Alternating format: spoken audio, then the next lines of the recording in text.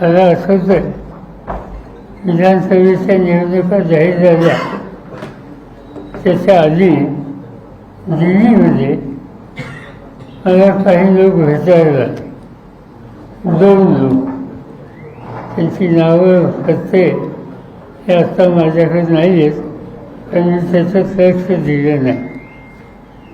आणि त्यांनी मला सांगितलं की महाराष्ट्रामध्ये 288 विधानसभेच्या जागा आहेत. आम्ही तुम्हाला 107 जागा निवडून येण्याची गॅरंटी देतो. मला आश्चर्य वाटतं.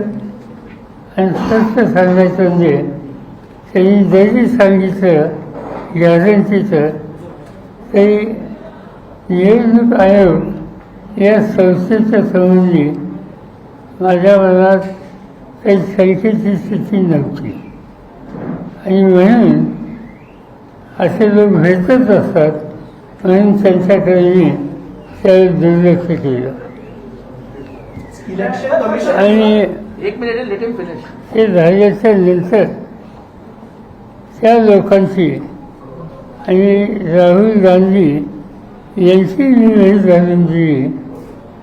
त्या लोकांना जे काही म्हणायचं होतं ते राहुल गांधींच्या समोर म्हणलं. पण राहुल गांधींचं माझं मत या कामात आपण लक्ष देऊ नये, हा आपला रस्ता नाही. आपण लोकांच्याकडे जाऊ आणि लोकांचा पाठिंबा मिळेल कसा होईल हा निर्णय आम्ही घेतला आणि त्याकडे दुर्लक्ष